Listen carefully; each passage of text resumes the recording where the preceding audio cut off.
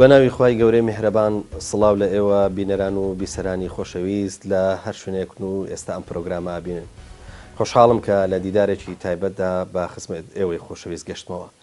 ئازیزان ئێمە ئازانین کە مرۆڤ کاینێکی کۆمەڵایەتیە واتە لە سەرەتای ژیانکردنیەوە لەو سەرەتایەوە کە هاتوتە سەر دنیا هەمیشە هەوڵیاوە کە بۆ ئەوی ژیانی بەردەوام بێ بۆ ئەوی ژیانی بە شێوەیەکی نۆرماڵ و ئاسایی بڕوا هەمیشە پێویستی بەوە هەبووە کە لە تەنیشتەوە کەسانی تر هەبن واتە ژیانێکی کۆمەڵایەتی هەڵبژێرە. ئەم ژیانە کۆمەڵایەتیە بۆ خۆی لە خۆیدا ڕێخستنی دەوێ واتە لە هەر شوێنێک پنتێکی کۆمەڵایەتی ببینین لە هەر شوێنێک بە ئاوا بڵێن کارێکی دەستە جەمعی ببینین پێویستی بە ڕێخستن و واروها پێویستی بە هەماهەنگی ناوخۆی هەیە کە زۆر جارە ما ڕەنجی داوەتەوە بۆ ئەوەی کە پێوتر عرف ئەوەی کە پێوترێ نەریت. زۆر جار کۆمەلگای ئێمە نەریتێک بۆ بە یاسا و ڕێڕەوی ژیانکردنی بۆ ئەوەی کە ژیانی بەڕێوە ببە و لێرەوە تەجاوەزی کردو بۆ ئەوەی کە جۆرێک لە پرانسیپی یاسایی یاخود یاسا لەدایک بووە و لە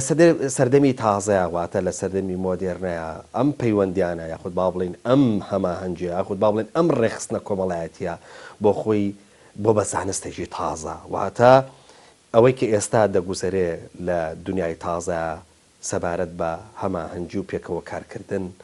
لێک نزیک بوونەوە و لێک تێگەشتن ئەوە ئێستا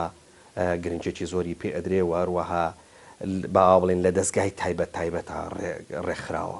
لە ئێستاە هێزە سیاسەکانی هەرێمی کوردستان پێویستیان بەوە هەیە کە هەمیشە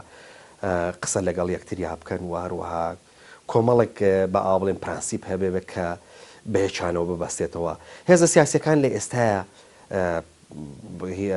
بە جۆرە لە جۆرەکان دەستگایان هەیە ناوی پەیوەندیەکانە. ئەم پەیوەندیانە هەندێک جار پیانە گوترێ پەیوەندی ناوخۆیی و لە هەندێک کاتیشە شتێکی تر هەیە یاخود با بڵێن سێکتەرێکی تر هەیە لە پەیوەندیەکان پێوترێ پەیوەندە دەرێشیەکان. پەیوەندیەکان لە ئێستاە کارێکی لە ژیانی سیاسیا کارێکی گرنگەکەن و هەروەها ئەبێ گرنجیان زۆر پێ بدرێ. بەڵە خۆشەویستان بۆ تاوتوێکردنی ئەم بابەتە دیدارێکی تایبەت لەگەڵ بەڕێز مامۆستا سەلیم کۆیی ئەندامی سەرکردایەتی و بەرپرسی ناوەندی پەیوەندەکانی کۆمەڵی ئیسلامی ڕێگەخین. مامۆستا سەلیم زۆر سوپاس بۆ ئەم دەرفەتەوە بۆی کە ڕێگاتدان کە ئەم دیدارە لەگەڵ جنابتا ڕێک بخین. سوپاس بۆ ئێوە بەخێر بێن سەرچەم. مامۆستا لە پێشێکی بەرنامەکە وتم لە دنیای تازایە پەیوەندەکان زۆر گرنگن و ئەوە چەند ساڵێک ئێمە بیستین کە هێزە سیاسەکانی ئێمەش حیزبەکانمان زۆر گرنگی بە پەیوەندیەکانە دەن. ئەوەی کە ئێمە ئیبینین لە ڕواڵەت و ئەوەی کە پێگوترێ ئەوەی کە بەسەرەن تشکیلکردن و وەروەها ناولێنان و وەروەها تەنانەت بارەگاکردنەوەش هێزە سیاسەکان گرنجیان بە پەیوەندیەکان داوە چ پەیوەندە ناوخۆیەکان چ پەیوەندە دەرەکیەکان. ئەوەی کە ئێمە ئیبینین لە ڕوانگەی چۆنەڵێ فۆرمەوە شتێکە بینین ناوی پەیوەندەکانە بەڵام ئایا لەسەر ئاستی ئیشکردن و بە شێوەیەکی کردەیی ئەمە جێگیر بووە ئەم گرنگی پێداناوە لە ئێستا ئەگەر پرسیارەکە ئەوە لێ بکەم بڵم پەیوەندی حیزبەکان یا بەڵێ پەیوەندیەکانی حیزبەکان کاریان چییە؟ بسم الله الرحمن الرحیم و به نستعین. زۆر بەخێر بن خۆشحاڵ بووین. پرسی پەیوەندیەکان حقەتەن تا ئێستا لە هەرێمی کوردستانە ڕۆڵی بینیوە بەڵام تەماح زیاتر بووە لەوەی من پێم وابوو بۆ ئاستی پەیوەندیەکانی هەموو لایەنە سیاسیەکان لەسەر ئاستێکی ئەکادیمی کە ئێستا ئەکادیمیەکی گەورەیە لەسەر ئاستی نێودەوڵەتی و لەسەر ئاستی زانکۆکان.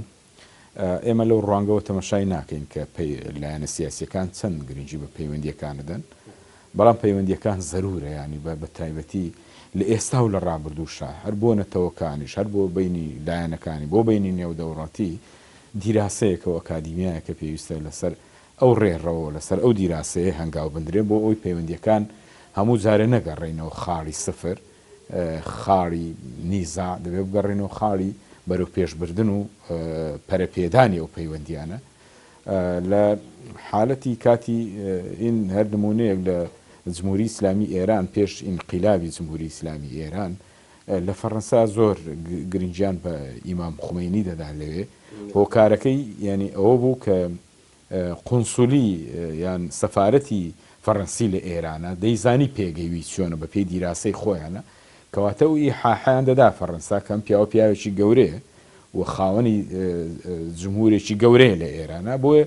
لە قەدەر ئەوە گرنجیان پێدەدا یعنی مەسلەکە ئەوەیە کە ئەگەر بە دیراسە بێکەواتە فەڕەنسا بە هەڵە نەچوو هەم بۆ گەڕانەوەشی و هەم گرنگی پێدانیشی لێ زۆر باش بۆ ئاستی ئێمە پێویستی بەوە دەکایانی بە ئاستێکی دیراسی بێ گرنگجیدان بە پەیوەندیەکانی ناوخۆ و دامەزراندنی پەیوەندیەکان لەسەر ئەساسێکی ئەکادیمی شتێکی زۆر گرینگە یانی وە زۆر پێویستشە بۆ ئێستامان بەس مامۆستا تۆ جەنابەت باسی ئەکادیمیات کرد ئەوە بۆ ئێمە ڕەنگە بە ئاوا بڵێن زۆر عەمەلی نەبێ زانکۆکانی ئێمە زۆر گرنگی بە مەسەلەن بۆ پرۆتۆکۆلات و هەروەها بەو شێوازی مامەڵەکردن لەگەڵ پەیوەندیەکان بدەن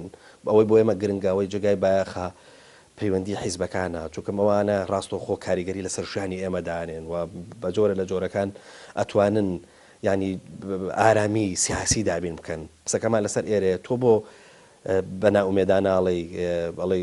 بەر لەوەی هێزە سیاسەکان گرنگی پێ بدەن یا ئەمە جۆمان لەوە بێت کە هێزە سیاسەکان گرنگی پێ بدەن لە ڕوانگەی ئەکادیمیەوە ئەمە گرنگە قسەکە لەسەر ئێرە ئێمە لە ڕوانگەی ئەکادیمیەوە توانین تیۆری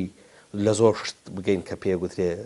چۆنەڵی خەمی پەیوەندیەکان یاخود هەمی پەیوەندیەکان بەڵام ئەوەی بۆ ئێمە زۆر عەمەلیە زۆر کردەیە پەیوەندی هێزە سیاسیەکانە پەیوەندی هێزە سیاسیەکان هەست ناکەی کە زۆر باش بێت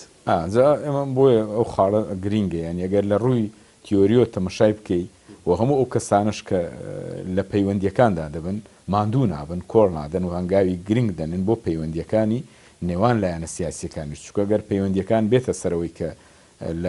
لە شتێکی کەمە دیسان بگەڕێ و خاڵی سفر کەواتە ئەو پەیوەندیەکی ناتەبیعیە و ئەو کەسەش پەیوەندیێکی دروست نەکردووە لە نێو لایەنە سیاسیەکان کە بتوانێت بە هیچ کاتێک بیر لەوە نەکرێتەوە بگەڕینەوە سەر و خاڵە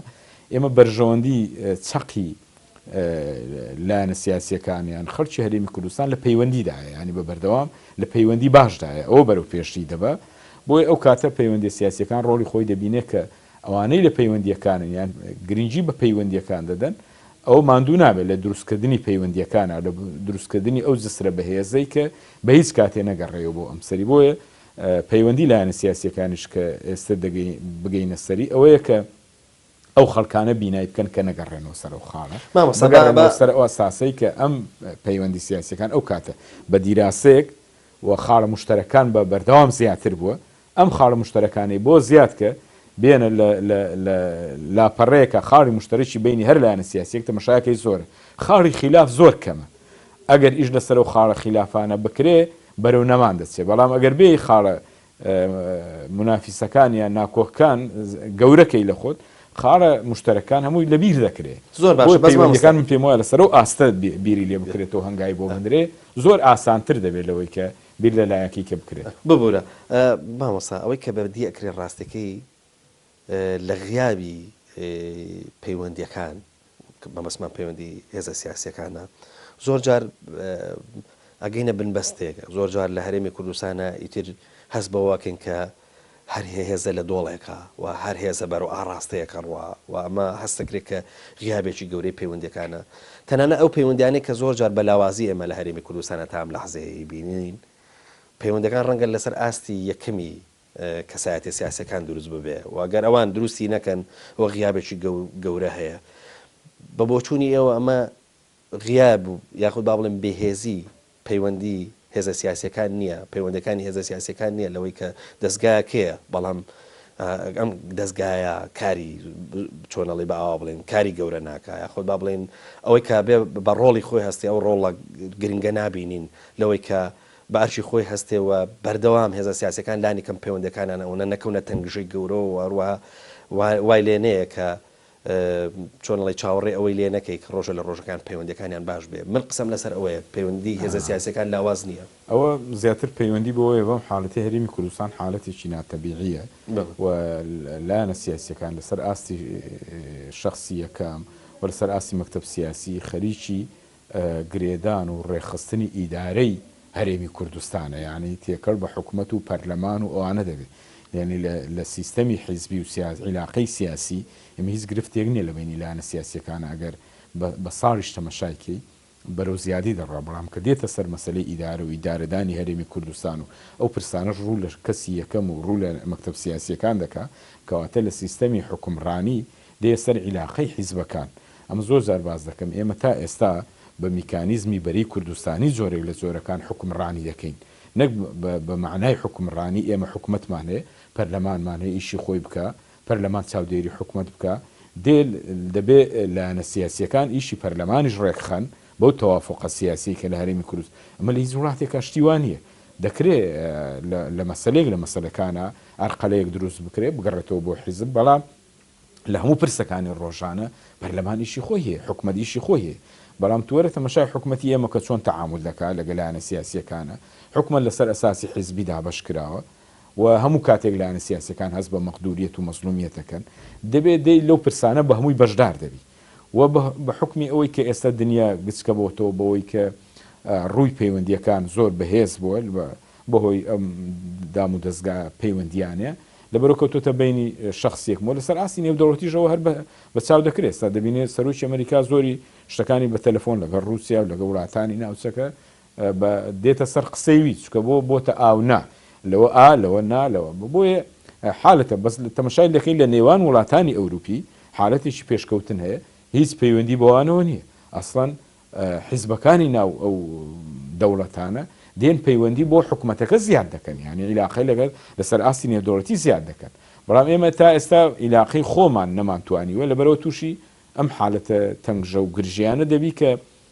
لە بۆ پێکێنانی حکوومەت بۆ پەرلەمان یان ئەستانکانی بەردەمی پەرلەمان و حکوومەت ئەمە چێ چارەسەرکان کەوتوتە بینی لایەنە سیاسیەکان لەو حالەتە ڕۆلی پەیوەندیەکان گچکە دەبێتەوە ینی بە تەبیعەتی حاڵ کە کەوتە بەردەمی شخصیەکەم و مەکتەب سیاسیەکان ڕۆلی پەیوەندیەکان بەڵام پێم وایە ڕۆلی پەیوەندیەکان ئەگەر لە ڕووی سیاسیەوە تەمەشایکە ڕۆلی پەیوەندیەکان ڕۆڵێکی ینی دەبێت زۆر بە گەورەی تەمەشا بکرێت چکە ئەگەر ئەوەش لە قالبی پەیوەندیەکان بدرێ ئەم پەیوەندیانەی نێوان لایەنەسییانە کەسی یەکەم ئەو بە حالەتێکی دیراسی و ئەکادمی باشا دەڕوە ئەو کاتە تو بەرچاوت ڕوونە لە ڕووی پەیوەندیەکانەوە کە ئێمە تا چەند لە گەولایەنە لە پەیوەندیان داین و تا چەند دەتوانین هەنگاو بنین تا چەند دەتوانین ئیتیفاقی استراتیژی داهاتوش بنیاد بنین ینی ئەمانە هەموو دەکرێت لە ڕێگەی پەیوەندیەکانەوە ئەم هۆکارانی لە بەردەمی پەیوەندی سیاسیەکانە ئەم هۆکارانە دیراسە دەکەیت ئەو کاتە بۆت دەرەکەوێت کە ئەم لایەنە سیاسیادان تا چەند دەتوانێت لەگەڵ فلان لایەنی سیاسیان لەگە فلان دەسەڵاتە هەنگاو بنێ و ئیتیفاقی داهاتوو بکە زار هەیە ڕۆڵ دەبینێت لە پێش هەڵبژاردنەکان بۆ هەڵبژاردنەکان بۆ فراکسیۆنەکان بۆ داهاتوو دەکرێت ئەم تەعاملانە بە دیراسەوە بێ و بە حالەتی دیراسە نەبێت ئێمە زۆر زار لە هەرێمی کوردستان ئەم دیراساتانە نیە بۆیە تووشی ئەم حالەتە دەبین ئەها ئەم لایەنە وای کرد ئەها وا ڕۆیی وا هات یان بۆ تەوەقوعی ئەم لایەنەوانە بۆ ئەو لایەن هەڵوێستی وابێ ئەمانە وای لەوە کردووە کە بە دیراسە نەبووە ینی ئەگە بە دیراسە بێ ئێمە کۆمەڵە مشتەرەکاتمان زیاتر لەگەم لایەنە هەیە نا لەگەڵ ئەم لایەنە زیاتر هەیە بۆی ئەگەر ئەو دیراسەیە بکەیت لە ڕووی پەیوەندیەکانەوە بە شێوەیەکی ئەکادیمی نەتیجەیەکی باشە داتە بەدەستەوە ئەو کاتە شخصیەکە و مەکتەب سیاسی توانن هەنگاوی باشتر بنێن و بەرەو ئیتیفاقی زیاتر بەرەو استراتیژیەتی زیاتر هەنگاو بنێن زۆر باشە مامۆستا ئەمەوێت تحقیق لە یعنی بەدواداچوون بۆ دیدێک بکەم کە لە ئێستا لە هەرێمی کوردستانە زۆر باوە ئێستا لە هەرێمی کوردستانە دۆخێک دروست بووە لە ناو هێزە سیاسەکان و ئەمە بووە بە نەریتی بیرکردنەوە لە ناو خەڵکی شارڕاستەکەی ئەویش ئەوەیە کە تۆ نەیار بووی بە ئاوا بڵێن معارەزە بووی بە حکوومەت لە بە هەمان کاتە بێ معارەزە بووی بە هێزە سیاسەکانیش ینی بە ئاوا بڵێن ئەگەر ئێمە هێزێکی سیاسی ئەلف و با بکەین بە معارەزە ئەو کاتە ئەبێ بە هەموو شێوەیەک با ئاوا بڵێن دژایەتی چوزانم ئەوەی با بڵێن پچڕانی پەیوەندیەکان و نەبوونی علاقات لەگەڵ دال و جیمە دروست بکەن ئایا ئەمە شتێکی ڕاستە یعنی ئەم نەریتی کە ئەڵێ ئەگەر من معارەزە بووم بە حکوومەت شانسم هەبوو جارێک نەچوومە ناو حکوومەتەوە بە ئاوا بڵێن معارەزەتیم هەڵبژارد چۆن ئەو هێزە سیاسی کە حکوومەتی دروست کردووە من تێبینی لەسەر حکوومەتە دەم بە دوا کەم و کوڕەکانە گەڕێم ئەو کاتە علاقەش لەگەڵ هێزە سیاسەکە ئەبچڕێنم ئەم نەریتە لە هەرێمی کوردستانە زۆر باوە بەس ئایا علاقات ئیشی لەسەر ئەوە کردووە کە ئەگەر ئەم دیدێکی خراپە ڕاستی کاتەوە خاڵێکی جەوهریە زۆریش گرینگە لە هەرێمی کوردستانە کە کاری لەسەر کراوە زۆریش خراپە ینی ئێمە گەورەترین گرفتمان بۆ دروست دەبێت لە ڕووی پەیوەندیەکان لەگەڵ لایەنە سیاسیەکان بریتیەلەوە ئەم لایەنە سیاسیە حکوومەت بەی خۆی دەزانێت هەر ڕخنەی لە حکوومەتی بگری وەزان ڕخنەکە لەوی دەگری شێوەی ئیدارەدانی حیزب و حکوومەت زۆر لێک جیاواز ئێمە تا سەر هێسک ڕخنەمان لەم حکوومەتەیە و بە حکمی ئەوەی ئەم حکوومەتە لایەنێکی سیاسی بەهێز دیفاعی لێ کردووە تا ئێستا حکوومەتە ڕۆ خۆی ماوە ئەوش ئەو حیزبە بە پارپشت دەزانێت هیچ ڕخنەی لێ ناگرێت پێی وارسی دەیکا ڕاستە و تەواوە بۆیە نەتیجەی حکوومەتی ئێمە ئیدارەی حکوومەتی ئێمە ئێستا گەیوێتە ئەم نەتیجەیە نەبوو خۆی بۆی چا دەبێت نەتوانێت چارەسەری بکە ئەمە هۆکارەکەی ئەوەیە کە ئەم لایەنەی معارەزەی پێویستە هەر ڕخنەیەکی لێ بگرێ حکوومەت خۆی ئیسفادەی لێ بکە لەو ڕخنانە و ئەگەر وانە بوو بەدیلی دووەم ئەوەیە کە ئەم لایەنە سیاسیانە لە ئۆپۆزیسیۆنە یان ئەم لایەنە سیاسیەکە لە ئۆپۆزیسیۆنە جاری دووەم لە هەڵبژاردن دەنگ بێنێ بچێتە حکوومەتەوە بەڵام ئێمە لە حل لە سەیتەرەکەەوە تا ئاخیری تا دەگاتە سەرۆکی حکوومەت هەمووی معارەزە دەبێت لەگەڵەتیانی دژی ئەوە دەبێت دژی ئەو لایەنە دەبێت چاوی بە وەزعەکە وشەی دژ کۆمەڵێ قسەی لەسەر مەستا وشەی دژ لە پرۆسیس سیاسی شتێکی جاییزە بە ئاوا بڵێن ئێمە قسەیەکەکەین لەسەرەوەی کە ئێمە کۆمەڵک هێزمان هەن ململانەی سیاسیەکەن و هەرێکان بە ئەو ئایدیا و فەلسفەی ئیشکردنی کە هیانە پرۆژیان هەیە وروها هەمووشان ئاانەوە بگەن بە حکومڕانی و هەرێکیشان بە شێوەیەک ئاانەوە حکومڕانی بکەن ئەگەر ئەم جارە ئێمە شانسمان نەبوو بگەینە حکومڕانی هێزێکی تر هەیە بوو وەجارێککە مەسەرم بۆن منە من شانسم هەبوو بەسەنە هێزێکی تر نەی بوو قسەکە لەسەر ئەوەیە ئێمە کە وەختێک بە ئاوا بڵێن شتێک هەڵە بژێرین لەوەی کە معارەزە بین وروها ئۆپۆزیسیۆن بین ئۆپۆزیسیۆنێکش بۆ مانای بەدوای کەم و کوڕەکانی ئەو دەسەڵاتە بگەڕێن لەو قۆناغەیە ئەمە شتێک هەیە ناوی دژ بێ یاخود با بڵێن ناوی دژایەتی بێ ئەمە با ئاوا بڵێن ئەم بوشەیە جاییزە بۆ ئەوە بەکاربهێنرێ دژایەتی بە معنای ئەوەی دژایەتی یعنی تو بۆ ناڕازی یعنی بەو شێوازە حکومڕانیە ناڕازی یعنی من دژی ئەم شێوازە حکومڕانیە بەو نوعانەی کە من دەری دەخەم کەم و کوڕیەکانی لێ هەرچەندە لە سیستەمی حکومڕانیە مە هەر پێویست ناکات لە دوورە تەماشاکەمووی دیارە و خەرچیش لێی دیارە بەڵام ئەم لایەنە بەوە ڕازی نییە دێ لە جاری داهاتووە بەشداری هەڵبژارنەکان دەنگەکە یعنی دەنگ دێنێ کە دەنگ دێنێ چۆن بەشداری حکم کاتەوە دیسان هەمان دژایەتی دەست پێ دەکاتەوە کە نابێ بەشدار بێت چکە بۆ ئەم ڕخنەی گرتووە لە حکوومەتە و ئەگەر بێ نمونەیەک پێشکەش بکە ئێمە ئەگەر بۆ نمونە ئێستا لە کوردستانە تەماشاکەین لە نەحەیەک لایەنێکی سیاسی دەنگی باش دێنێ دەنگی یەکەم دێنێ لەو نەحەی پێویستە ئەم لایەنە سیاسیە بەلای کەمەوە مدیر ناحیەکە لەو بێ بۆی بتوانێت نموزەجێکی جوان پێشکەشکە یان لە فلان قەزا قایمقامەکە لەو بێ بۆی بتوانێت خزمەت پرۆژەکانی لە قەزای لە نەحەی لێرە ئەوە نییە یعنی بەشداری دێی لەسەرەوە دەست پێ دەکە لەسەرش لای خوارە لێ دەگرێ ینی لە وەزیر بە خوارەوە لێت دەگرێت لە مدیر عامێکەوە لێت دەگرێت ئەوە کە نابێت تو بە هیچ شێوەیەک بەشدار بی جاکات تو خزمەت لەکوێ دەکەی حالەتە ئیداری حکومڕانەکەی لە هەرێمی کوردستانە حالەتێکی زۆر ناتەبیعی نەگونجاوە لەگەڵ پرەنسیپی نێودەوڵەتی و لەگە هەڵبژاردن و لەگەڵی ناویدنی دیموکراسی ئێمە تا سەر هێسک بە دروشم دیموکراسیم بەڵام ئامادە نییە مدیر ناحیەک تەسلیمی ئەو لایەنە بکە کە دەنجی لێ هێناوە باش ئەم خەڵکی ئەم ناحیەیە ئەم قەزایە کە دەنجی یەکەمی بەو لایەنەداوە تەماحیتیایە بێ ئەو ئیداری بکە تو ڕێی لەوە لێ دەگری بۆی ئەو کاتە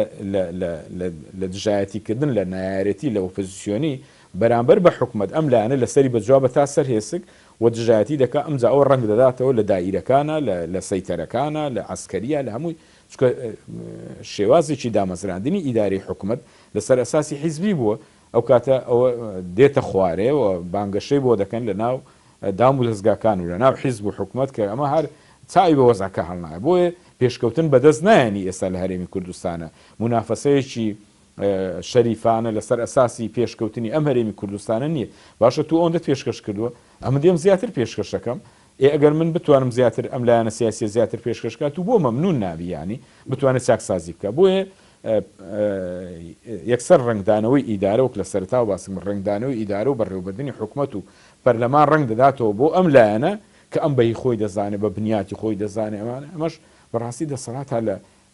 لە هەر شوێنەکە تاپوی هیچ حیزبێک نییە ئەم حیزبە توانیوەتی خزمەت گوزاری پێشکەش بە لە دەوروبەریشمانەوە دیارە ئێستا لە هەر لە هەرێمی کوردستانەگە پێوانەیەک دانی هەموو وڵاتانی دەوروبەرەوە چەند ڕیسی گۆڕا و چەند سەر و پەرلەمان و چەند محا هەمووی گۆڕاهێنی لە هەرێمی کوردستانە ناگۆڕێنی تا یان وفاتەکە یانەوە تا لەجێ خۆی دەمێنێت و حزب پشتیوانی لێ دەکا و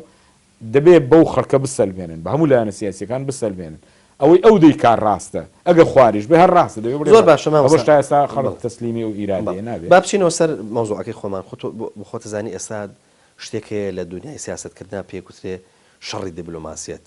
و دەشێتەوە لە ڕوانگەی لۆجستی و ئاسکەریەوە هێزێکی ئازابی بەڵام ئەگەر لە ڕووی دیبلۆماسیەتەوە ئازاد نەبی و لەسەر مێز نەتوانین مقاومەیەکی جدی بکەی ڕەنگە بیدۆڕێنیت ڕەنگە دوجار ئەو هێزە سیاسیەکە هێزە ئاسکەریەکەشە بۆ دۆڕێنی ئەمە لەسەر ئاسی دەوڵەت لەسەر ئاستی حیزبیش هێزێک بابا ئاو بڵێن ڕوانگەیەکی سیاسی بەهێزی هەبێ ئەگەر بێت و گرنگی بەم دیبلۆماسیەتە نەدا و لە ناو دیبلۆماسیەتی شاگەر بچووکی کەینەوە بۆ عەقلاقات کە زۆر جار ئەم ڕۆڵە بە ئەبینێ بۆ هێزە سیاسیەکان ئەوە ڕەنگە ئەو هێزە سیاسیە باوا بڵین ڕەنگە چانسی زۆر گەورەی نەبێ قسەکە لەسەر ئەوەیە تا ئێستا لە هەرێمی کوردستانە چەند ئەم ڕوانگە دیبلۆماسیە ڕەنجی داوەتەوە لە بواری پەیوەندەکانی هێزە سیاسیەکانەوە تا حیزب تا چەندێک ئەمەی کە پێگوترێ عەلاقات و پەیوەندەکان بەم هەیبەتە گەورەوە ئەبینێەوە گرنگی پێدا ئەمە بۆ سەر ئاستی نێودەوڵەتی ئەمە شتێکی گرنگە بۆ کورتیانی ئێمە لە ڕووی ئەکادیمیا و پەیوەندیەکانمان دیبلۆماسیمان بە حالەتێکی باش بووە ئێمە دەمانتوانی لە ماوەی ئەو 24 ساڵی ڕابردووە هەنگاوی باش بنین ینی بەڵام ئێستا ئێمە بەداخەوە دەبەرەوە حالەتی حیزبی و ڕنگدانەوەی حیزبی دابەشبوونی حیزبی بەسەر ئاستی دەوروبەرمانەوە زۆر بە ئاسانی دەبیندرێەوە دیراسەکراوە تعاملیش کراوە ینی ئەوەندەی تعامل لەگە حیزبا کراوە لەسەر ئاستی دیبلۆماسی مەبەستمەوەیە کە دیبلۆماسی کورد بچێتەوە جیرفانی کورد و نخبەی کوردی وابێ کە بتوانین ئێمە هەمانە نەفری باشمان هەیە بەتوانامان هەیە لەو ڕۆ لەسەر ئاستی نێودەوڵەتی بەڵام لەبەرەوە لە بازنەی حیزبیایە نەیتوانیەوە ئەو بەرهەمانە بێتەوە ناو بۆ باوەشی میلەت بۆ کورد بۆ ڕنگدانەوەی کورد لە دەرێ چۆن بتوانێت تعامل بکە ئەو دیبلۆماسیەتە پەیڕەو بکە کە لە خزمەتی هەرێمی کوردستان نابێت ئێمە لەوەمان نەبینەوە لەبەرەوە حکوومەتێکی حیزبی بووە ئەگەر وانە بووە ئێمە کەسی بەتوانامانەیە کاتیمە لەسەر ئاستی نێودەوڵەتی هەمانە دەیتوانی خزمەتی باش بکە بە پرۆسەی سیاسی هەرێمی کوردستانە یعنی هەم لەسەر ئاستی ناوچەکە هەم لەسەر ئاستی دەرەوە بەڵام تا ئێستا لە هەرێمی کوردستانە وەفدێک بە ناوی ینی دیبلۆماسیەک پەیوەندیەکان بە ناوی ئاستی هەرێمی کوردستان جا لە حیزبی نەپۆیانی و ئیشی لەسەر نەکراوە بەو شێوێ حیزب ڕاستە لەوەی ئەو نەفری هەبێ بەتوانابێ بەڵام ئەوە بۆ ئەو حیزبێ و لە ڕۆنگەی ئەو حیزبۆ و هەموو دەرێ و ناوێش دەزانەوە لەسەر ئاستی و حیزبێ ینی نە لەسەر ئاستی پەیوەندیەکانی هەرێمی کوردستان بۆیە ئێمە ئەگەر ئەم حالەتەش بۆ حالەتێکی حکوومەتێکی باش و سەرکەوتوو بووە و ئیدارێکی سەرکەوتوو بووە ئەوەش دەگونجا بڵین ئەمە بەرهەمی ئەوەیە بەڵام لە ئاستی پەیوەندیەکانە بۆ ئاستی ناوەوە تەماشا دەکەی ڕنگدانەوە ئێمە بە چ قەنەعەت بە دەرەوە ناوە بێنین کە حالەتی هەرێمی کوردستان حالەتێکی باش خۆوان باش دەزاننەوە بە بۆی ئەو هەموو قۆنسولیە بۆی پەیوەندیانەوە دەناتوو ئێستا لە کووردا بە درێژایی مێژوو بووە ڕیسی دەوڵەتێک لە ئەوروپاوە بێ بۆ ئێرە ڕێز و زەرا بێ ئەمجا وەزیری خارجی بێ وەزیری بەرگری بێ ئەمە ئەگەری حالەتێکی ئیداری باشمان هەبووایە ئەمە بەڕاستی سەروەت و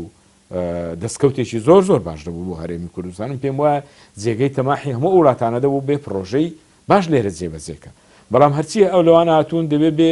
نێوانی ئێمە ڕێکخایانی نێوانی لایەنە سیاسیەکان بەهۆی ئەم وەزعی لە هەرێمی کوردستانەوە دروست بوو ئەمە حالەتێکی خراپە ڕنگدانەوەیکی خراپە پێم وایە ئەگەنا بە حالەتەکەی کە بووایە پێم وایە دەمانتوانی زۆر سوود لەوە ببینین و زۆر سوود لەو کەسانش ببینین لەو پەیوەندیانش ببینین ئێستا زۆر جار باسی هەندێک کەساتی دەکرێت کە دەڵێ بۆ کورد ڕنگدانەوەیکی باش بووە بە فیعلی وا بوو بەڵام ئایا ئەوەندەی بۆ حیزبەکە بۆ پرۆژەی سیاسی کورد بووە بۆی حالەتی کوردی ئێستا لە حالەتێکی چەقبەستوودایە و دەبێت ئێمە ئێستا هەوڵەکان یەک بخەین بۆ ئەوەی کە بتوانین مەترسیەکان لەسەر هەرێمی کوردستان دوورخەینەوە یعنی نە ئەوەی کە خزمەتی زۆر باشە مامۆستا سەلیم بەردەوامە بێبەست با وچانێکی کورد وەرگرین و دواتر ئینشەڵا لە خزمەت بینەرانە درێژە بە گفتوگۆکەمانە دێت بەڵە خۆشەویستان ناوبڕێکی کورت و دێمەوە خزمەتە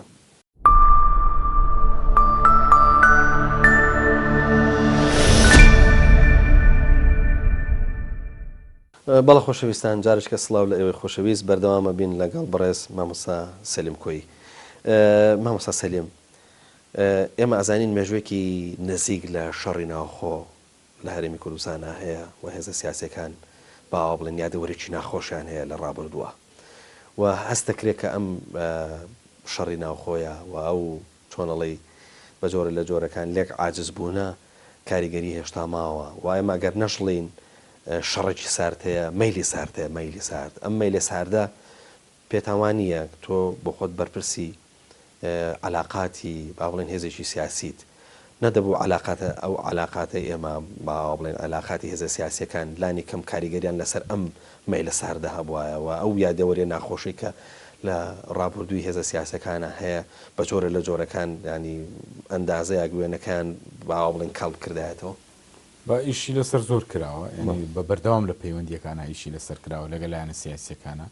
و تا حدێکی زۆریش ینی نسبەیەکی زۆر ناشیرمان کردووە لەوەی کە مەسەلەی شەڕی ناوخۆ شەڕی کورد بە کورد زۆر ناشیرنە هیچ لایەنێک ئێستا جورەتیوە ناکە و کەسیش تەیدی ئەو مەسەلەیە ناکە ئەو کاتە لە غیابی فەراغێکە دروست بووە کە خەڵک زۆر وشیار نەبووەوە لایەنە سیاسیەکان زۆر پەیوەندیان ئەو هابەیەکەوە باش نەبووە ئەو حالەتە دروست بووە من زۆر زار لەگەلایەنە سیاسیەکانە دەڵم ئەو عقلێتی ئێستا ئەگەر ئەو کاتە هەبووە شەڕ دروستە بوو بە تاکید دروست نەدەبوو ینی ئێستا جگەلەوەی کە لایەنە سیاسیەکان بیر لەوە ناکەنەوە تەمشە دروست دەبێت ناڕەحەتی دروست دەبێت ئەوش لە ئەنجامی جار هەیە ئەو لایەنە تەماحی زیاترەوە دەیەوێت زیاتر مەکسەبەکان بۆ خۆی بەدەست بێنێ لەوە دێ ینی هەستەکەی کە دیارە لە بەرژەوەندی خۆیتەوە ئەگەر بەزم پێم وایە ئەو لایەنانە زیاتر تەرکیز لەسەرەوە بکەنەوە بۆ بەرژەوەندی گشتی نە بەرژەوەندی حزب چکۆ بە تاکید ئەو کاتە احتیکاک دروستە بێ بەڵام بیر لە شەڕی ناوخۆ یان شەڕی کورد بە کورد ئێستا حتا لە ناو لایەنە سیاسیەکان لە ناو هێزی پێشمەرگەش شتیوانی پێشاوەندەی خەڵک مشتری شەڕی ناوخۆ بەداخەوە لایەنە سیاسیەکانی ڕادی کێشا بۆ ناو شەڕی ناوخۆ ینی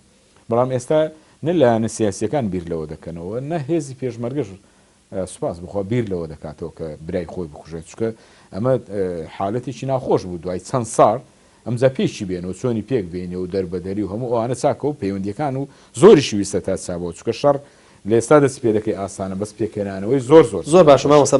بە ئاوا بڵێن خەریکە ئەبا بڵێن بینەری ئێمە یاخود با بڵێن ئەوەی کە پێ گوترێ خەڵکی ئەمە خەریکە لەوە باش تێگا کە لەوەی کە تەمە ناکردن ئیتر بەسە لە لای هێزە سیاسەکانەوە ئەگەر من ئەمە دروست بێت لە بەرامبەر جۆناب تا بڵێم ببوورە تۆ ناکرێت تەمەنا بکەی لەبەرەوەی کە ئێستا تۆ بۆ خۆت بەرپرسیارێکی گەورەی و هەروەها علاقاتێکی هێزێکی گەورە لە بەردەستی توایە قسەکە لەسەر ئەوەیە بۆچی پەیوەندەکانی ئێمە نانتوانیوە ئەو ڕۆڵ ئەکتیڤە ببینن و خۆیان ینی سلمێنەری خۆیان بن من ڕەنگە بپرسم بڵم مامۆستا سەلیم جەنابەت چەند جار دەست درێژ کردووە بۆ تۆقەکردن لەگەڵ هێزێکی تر تاکو ئەوەی دەستی نهێنابێ ینی قسەکەمان لەسەر ئەوەیە ناکرێ هەمومان هەر تەمە نابکەین بڵێن دەبواە وامان کردە ئەم ئەقلەتە ئەگەر لە ڕابردووە هەمان بووە ئێستا ینی قسەکە لەسەرەیە ئێستا چمان کردووە ئێستا چیمان کردووە بۆ ئەوەی کە ئەم بەستەڵەکە توزانم ئەم مەیلە ساردا بتوێتەوە و علاقات ڕۆڵێکی لە پشتۆ ببینە ئەگەر سیاسیەکانیش بە ئاوا بڵێن تێکیان بدایە ئەگەر لە پەرلەمانیش وەزێک تێک بچوە بە ئاکسەوە ینی پەیوەندەکانیان توم کردایەتەوە پەیوەندیەکان بە تاکید دایمە ئیش لەسەرەوە میحوەرە دەکەین ینی ئێمە بە هەموو کاتێک و هەموو لایەنە سیاسیەکانیش ینی لەوەیە ئێستا کە دانیشتەکان ئاسان دەبێت و گرفتەکان چارەسەر دەبێت لەوەی کە لایەنەکان زووتر بە یەک دەگەنەوە هەموو ئەو ڕۆڵەیە کە هەموو لایەک ینی ئەو زدیەتەی تایە کە دەست بۆ یەک ڕاکێشین و نەگەینە ئەو حالەتە بەڵام ئەوەی کە زۆرتر وەکو بڵێ ئاستەنگە لەبەر دەمی ئەم پەیوەندیانە کە گرفت دروستەکە ئەم مەسلەی ئیدارە و ناڕۆشنی حکوومەتی هەرێم و پەرلەمان و ئەمانە گرفت بۆ لایەنە من پێم وانێ تا ئێستا ئەگەر ئەم مەسلەی لێ دەرکەی هیچ ناخۆشیێک کەوت بێتە وێنی لایەنە سیاسیەکانەوە لە پەیوەندیەکانیان و ئێمە دەمانوێت پەیوەندیەکانمان لەگەر دەوروبەریشمانە زۆر باش بێت لەسەر ئاستی عێراقشە قسەمان لەسەر لەگەڵ لایەنەکان کردوان وەفدیان هاتووە پڕۆژەیان هەبووە هەموو ئەوانە دیراسە کرا و قسەی لەسەر کرا و کەس خلافی لەسەر ئەمانە نییە بۆی حالەتێکی ئەوەش دەبێت لە عقلێتانە زوو ینی گەشە بکە بەس مامۆستا بمبورە ئەی بۆچی لەسەر ئەرز و واقع ئێمە پەیوەندی خۆشی هێزە سیاسیەکان نبینین ینی نبینین حاڵەتێکی نۆرماڵ هەبێ لەوەی کە زۆر جار مۆزوع سیاسیەکان وە گەورە بن ینی هێزێک خۆی ئەپارێزێت لەوەی کە سەردانی هێزێکی تر بکە و وێنەی بگرن و ئەعلام پێی بزانێ و زۆر جار ئەڵێ من دێم سەردانی تۆکەم بەڵام نابێ ئەعلام پێ بزانێ و ڕنگدانەوەی لێ عەلامە هەبێ قسەکە لەسەر ئەمەیە ئەگەر ئێمە توانیمانە لە ڕێگای علاقات و پەیوەندیەکانەوە ئەمە نۆرمال بکەینەوە بۆچی خەڵکیش ئەگەر دوو هێزی سیاسی کە لە بابەتی حکومڕانیە جێگای ینی خلافیان هەیە و بە ئاوا بڵێن حکومڕانیەکە جێگای خلافە هیچ نەبووە لە پەیوەندەکانە پەیوەندیان ئاسایی بواە ئەو حالەتانی لە خلاف لە حکومڕانیان نەماوە ینی بۆتە ڕاوەستانی حکومڕانی ئێستا حکومڕانی ئێستا بەرتەماشا بکەی لە هەرێمی کوردستانە هەمووی ئەو ئیرادەیە بەدەست پارتی دیموکراتی کوردستانە ینی لایەنەکانی کەش هیچ ڕەدولفیعلێکیان نەبووە لە بەرامبەر ئەوەی کە ئایا چ بکرێ ینی بۆ نمونە هەر پرۆژەت پێشکەش کراوەوە هەر لەگەڵوان دانیشتن کراوە بۆ ئەوەی کە ئەم حالەتە تێپەڕێنی ناکرێ وابێ و ئەو لایەنەش دەبێت تا ئەو کاتەی بخۆی دەگاتەوە قەنەعەتەیە گەنا ڕەدولفیعل دروست نەبووە لە هەموو لایەنەکانە خۆ دەکرێت لەوە وەسعەکە تونتر بێ بەڵام نەخێر بە هیچی ئەوانە نەکراوە بۆ ئەوەی کە حالەت یاریمی کوردستان ئەگەر باش نەکرێ بەرەو خراپی نەڕوە ئەمەش بەڕاستی ڕۆژی لایەنە سیاسیەکانە ڕۆڵی هەستکردن بەو مەسئولیەتە گەورەیە کە ئێمە دەست نەبراوە بۆ هیچ شتێک بۆ ئەوەی کە حالەتی تەبیعی ئەگەر لە شوێنێکی شازەرەر بکەین ئەگەر ئیدارەشێکی ڕاوەستەی ئەگەر وەزعی هەرێمی کوردستان بەرەو قەیرانە بڕا بەڵام ئەوتە لایەنە سیاسیەکان دەڵێن ئێمە لێی بەرپرسیار نین لەبەرەوە ئێمە ویستومانە چاچکەین و دیر بۆ چوونمان ئاوا بووە پرۆژەشمان ئاوا بووە لە هەموو ئەو گرژیانەیان بۆ چارەسەرکردنی هەموو ئەو گرفتان زۆر باش مامۆستا پرسیارەکە بەناو ئەژی تر بکەم ببوورە ئەوش ئەوەیە کە ئێمە مامۆستا ئەوەی کە ئیبینین لە هەرێمی کوردستانە ڕاستەکەی نە لە بوارە ئەکادیمیەکەەوە نە لە بوارە ئوسوڵە سیاسیەکەەوە ناتوانین بە دۆخی هەرێمی کوردستان و بە دۆخی سیاسی بڵین دۆخێکی نۆرمال دۆخێکی ئاسایی بەڵکو ئەم فۆرمە لە سیاست لە خراپترین جۆریەتی قسەکە لەسەر ئەوەیە خۆ بۆ نەڵێن ئیشی علااقات بە جۆرە لە جۆرەکان ئیسلاح یا با بڵێن چاکسازیە لە بواری سیاستکردنیشە قسەکە لەسەر ئەوەی کە ئێستا لە ئێمە لە ئەرزی واقعایی بینین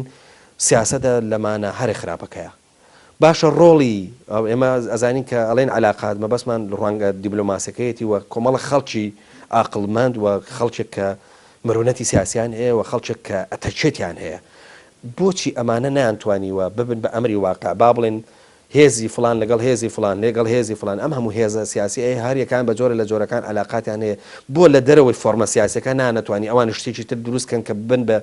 بە دیفاکتۆوە بێ بە ئەمری واقع و وردە وردە هێزە سیاسەکانیان بهێنایەتە سەر ئەم نەریتە واتە ئیسلاحی سیاسیان بکردە پێت وانە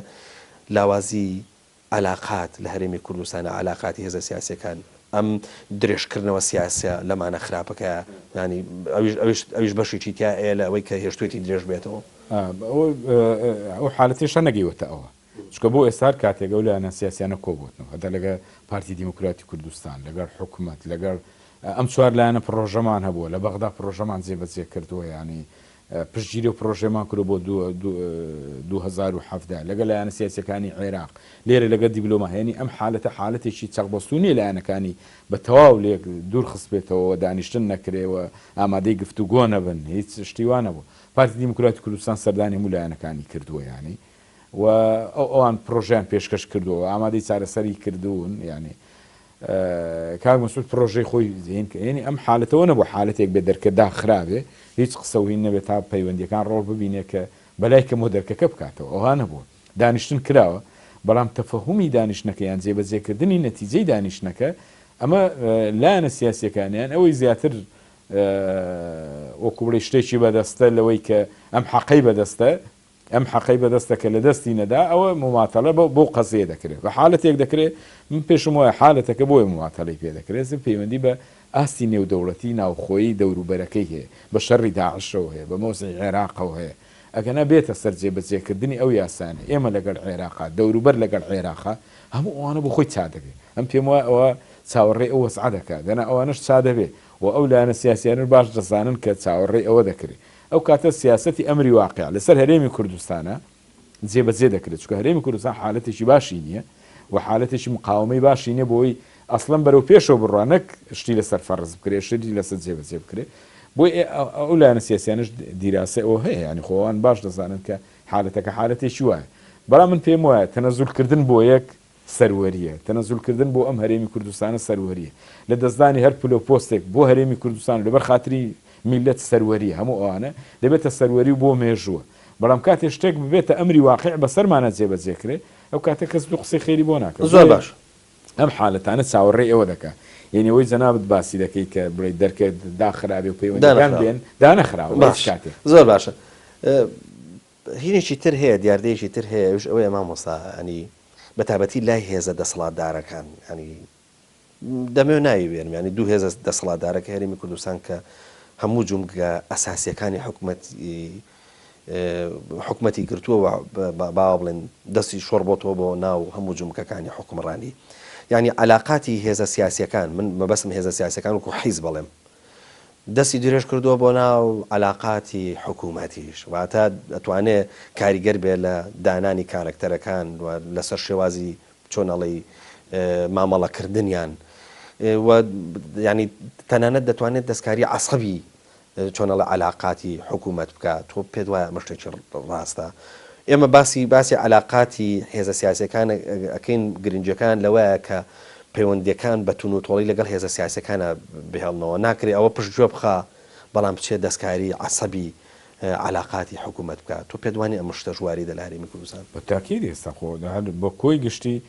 حزب علاقات بۆ حکوومەت دروستەکەوە حزب ئیداری علاقاتی دەدا. ئێستا علاقاتی هەرێمە یەکێ لە گرفتە گەورەکانە ینی لەسەر ئاستی ناوچەکە و دەوروبەریشمان و لەسەر ئاستی نێودەوڵەتیش ئەوەیە ینی من بۆیە پێم وایە بەرهەمی باشی نابێ لەسەر ئاستی حکوومەت علاقات ناکە. ئێستاگە حکوومەت علاقاتی بکردایە حکوومەت ینی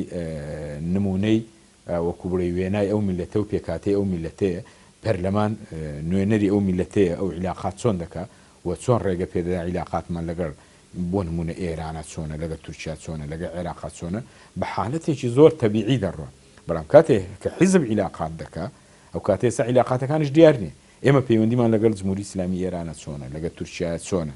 ینی نە حکوومەتیش بەو شێوێ دەسانێت لە هەندێکی لەوەی ئاگادار بێ و حکوومەتیش بەوەی کە لەو حیزبەیە ئەوها ئاگادارەگەنا وەکو حکوومەت وەزیرەکان هەموو ئاگادارنی و لەسەر ئاستی نێودەوڵەتیش بۆیە ئێمە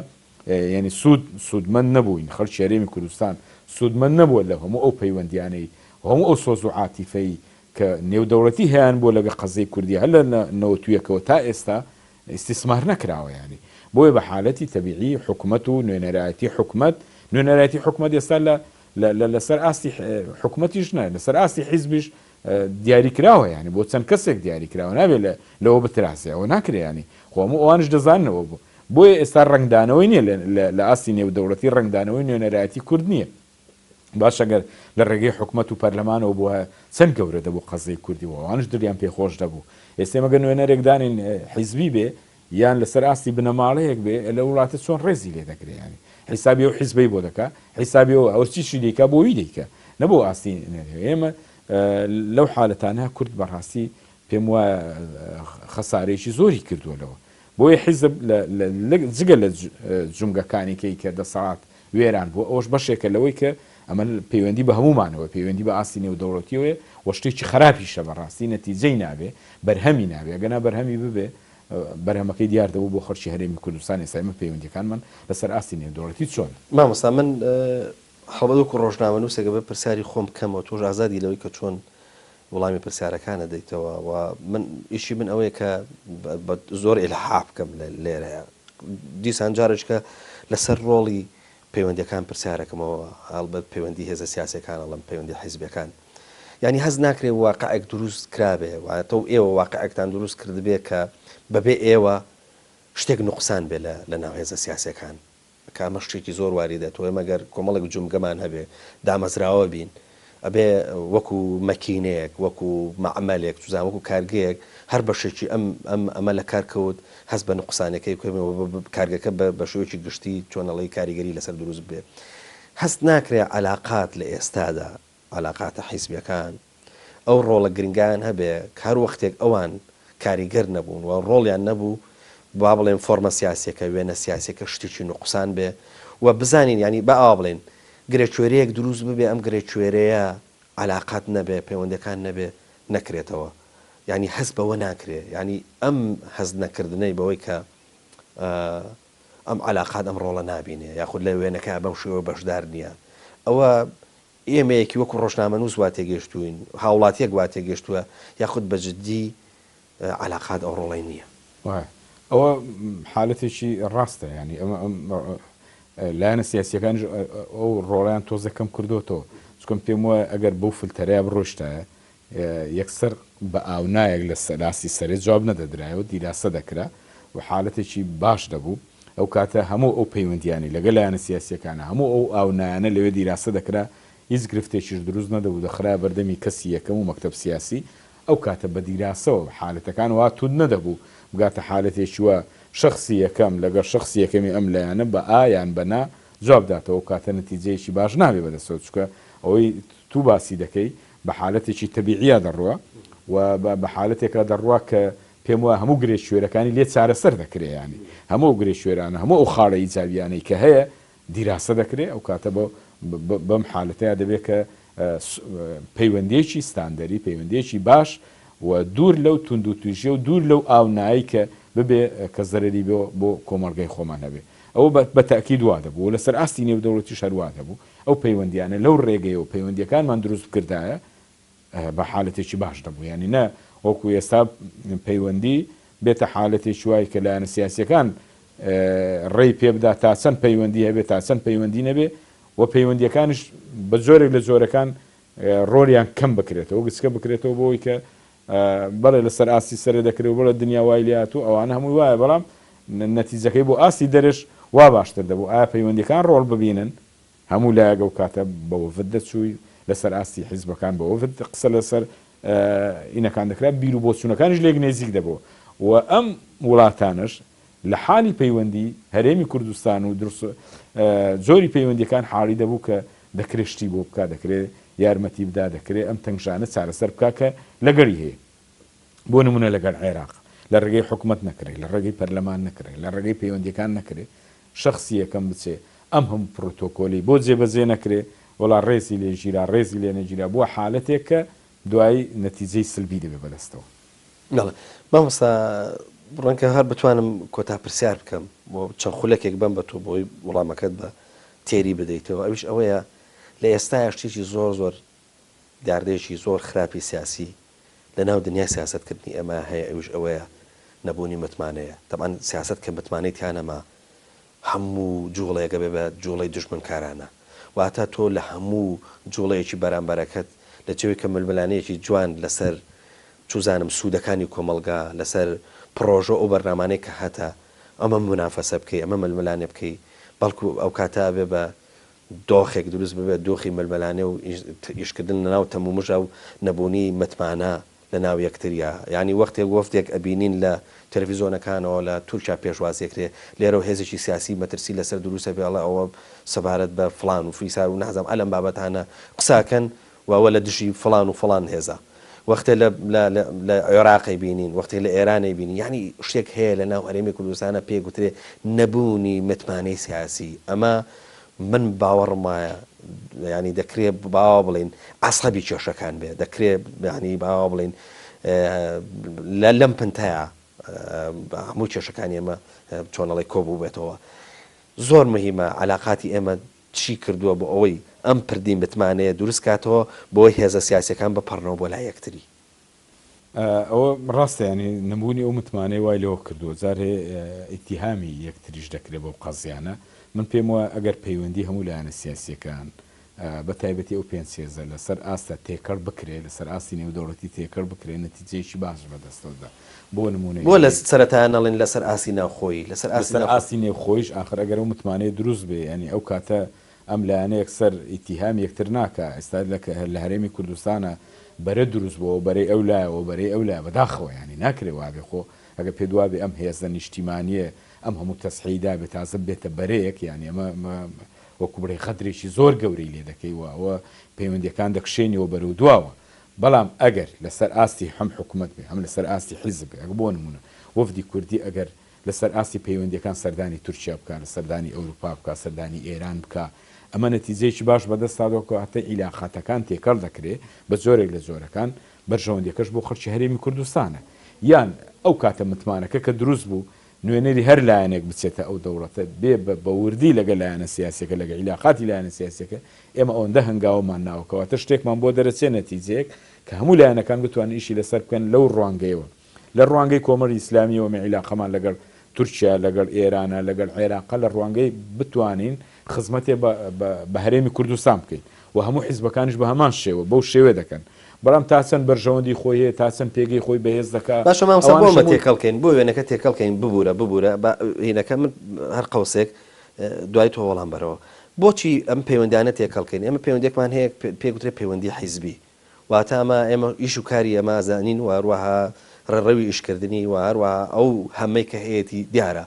ئەوەی تریان بۆ لێ نەگەڕێن حکوومەت مثلا بۆن منە ئەوەی کە پێوترە علاقاتی حکوومەت ئەوەی کە پەیوەندی بە پرۆتۆکۆل و وەروە بە ئیمزاکردن و وەروە بە سەفقاتی مثلا تیجاری و ئەلەم بابەتانەوە هەیە بۆ متمانەکە بە حکوومەت نەکەین بیدێنین دەست حکوومەت بەڵام ئەوەی کە پەیوەندی بە جیهانە سیاسیەکەەوە هەیە زۆر ئاساییە پەیوەندەکەی جەنابەت ئەندامێک و پەیوەندی هێزی فلان و هێزی فلان ئەمە دەکرێت ئیشی تا بکرێت بەس ئێستا ئەوەی کە تێکەڵ بووە پەیوەندی حیزب و حکوومەتە بەیەکەوە کە زۆر جار نازانین ئەم ئیشە ئەبێ حیزب بیکایە بێ حکوومەت بیکە قسەکەمان لەسەر تێکەڵکردنە وەزیفەکان بۆ ئاوا تێکەڵ بوون ئێمە گە دەڕین تێکەڵ بێ بە نوێنەری لایەنە سیاسیەکان ئیدارەی ئەم پەیوەندیانە بدەن ئەگەر تێدەنا لە خۆی لە ئەسڵا دەبێ پەرلەمان بیکە حکوومەت بیکە نوێنەرایەتی حکوومەتی هەرێمی کوردستان بیکە بەس ئەمە گچکە نەکرێتەوە ینی بۆ نوێنەرایەتی حیزب لە نوێنەرایەتی حیزب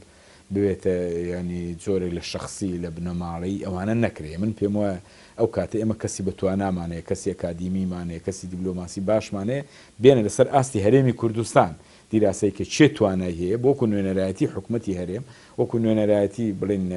بەڵام لەژێر چاودێری پەرلەمانە ئایا ئێستا پەرلەمانی هەرێمی کوردستان بە واقعی ئاگای لە پەیوەندیەکانی ئەم لایەنانە هەیە لەگەڵ وڵاتانە لەگەڵ دەرەیە لەگەڵ ناوێ نییە ینی بۆی ئێمە بە حالەتێکی زۆر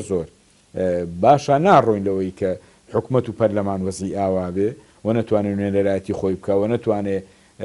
کاری نوێنەرایەتی خۆی لەگە وڵاتانە ئەو کاتە تەعاملی ئەو وڵاتەش لەگە حکوومەتی هەرێم بێ زۆر ئاسانترەوەی لەگە حیزب بێکا بێ هەموو ئەو مەترسیانی باس شت کرد کە کاتێ دروست دەبێت لەوەیە کە لەگە حیزبە ئەگەر لەگە حیزب نەبێت دروست نابێت بەڵام کاتێکە لەگە حیزب دەبێت زارژێ حیزب بەناوی حکوومەتەوە بەڵام هەر لە ئەساسا حیزبە چونکە بەناوی حکوومەتەوە دەبێت حکوومەت بزانێمە ئەم وەفدە چ دەکا ئەو کاری چییە بە لە دنیای وایە ینی ئەتۆ گەر سەفەرێ بکەی بۆ هەر وڵاتێک وەکو لایەنێکی سیاسیش بکەی مانجێک پێشەوە بەرنامەکەت دەداتێ کاتەکەت دەداتێ بەرنامەی گفتوگۆیەکەشت دەداتێ معقولە حکوومەتی هەرێم نەزانێت گفتوگۆی ئەوە چێ و تا چەند بەرەو پێشەوە چۆ بۆیە ئەمە ئەم تێکەڵیە لە هەموو بوارەکانی حکوومەتی هەرێم و لە پەرلەمانە هەیە ینی ئەمە ئەکو ئەگەر بڵین نەکەوتۆتە سەر پێ تا ئێستا لە هەموو ئەو بوارانە چۆن لە بواری خزمەت گوزاری ئاوایە لە بواری پەیوەندیەکانیشمان و ئەوەش زەرەری زۆرمان کردووە و ئێستا بۆیە کەوتۆتینە ژێر ئەو فشارەی کە لە داهاتووشا من پێم وایە زیاتر دەبێت فشار لەسەر هەرێمی کوردستان و لەسەر حکوومەت و پەرلەمان و بۆ شێ چونکە ئەگەر حالەتێکی باش بووە حالەتێکی ئەکتیڤ وایە دەیتوانی پەیوەندیەکانی هەر لەسەر 92 نوێنەرایەتی خۆی لەگەڵ ئێرانە لەگەڵ تورکیا لەگەڵ عێراق لەگەڵ هەموو ئەوانە و لەگە دەرێوشە لە ئاسی دەرەوە ئێمە نوێنەرایەتی کوردمانێ نوێنەرایەتی حکوومەتی هەرێممانێ و نوێنەرایەتی پەرلەمانمانێ و کاتە ئێستا من وەک باسم کردیانی ئەم نوێنەرایەتی وڵاتانە قونسوولەکان لێرە چەند هەوڵیان داوە لایەنە سیاسیەکان لەسەر حکوومەت و پەرلەمان پێک بێنەوە نەگاتەوە باش ئەمە حالەتێکی زۆر سادەیە کە لایەنە سیاسیەکان چۆن دەبێت حکوومەت ئاوای لێبێ پەرلەمان ئاوای لێبێ وەزیر دەرکرێ پەرلەمان پەکخرێ یعنی ناکرێەوە چکەمە ئیدارەیەکە ناکرێت لە بەردەستی حیزبێک بێ ئەگەر خراپ بێ بە پاشی 2 ساڵی کە سەبەر بگرین نەتیجەکەی ئەم لایەنە بیدا بازەکەی بدە ئەگە خراپە ئەگە باش ئەو کاتە دەنگ زیاتر دێنێ بۆ ئێمە پێوەرەکانمان تا ئێستا پێوەری حیزبیە نە پێوەری دەنگی خەڵکو و نوێنەرایەتی خەڵکو ئەوانە بۆتە شتێک سبووخێک پێی لێ بدەین نەگەنە لە بەرژەوەندی واقعەکەیان نییە بەڵێ زۆر بەڕێز مامۆستا سەلیم کۆی ئەندامی سەرکردایەتی وهروە بەرپرسی ناوەندی پەیوەندیەکانی کۆمەڵی ئیسلامی زۆر سپاس بۆ ئەم دەرفەتەوە بۆ ئەم دیدارە سپاس بۆیەوەش بەڵە خۆشەویستان بەم شێوەیە گەشتینە کۆتایی دیدارەکەمان تاکو بێگەشتنەوەیەکی دیکە و دیدارێکی دیکە هەمووتان بەخوای گەورە ئەسپێرم خواتان لەگەڵ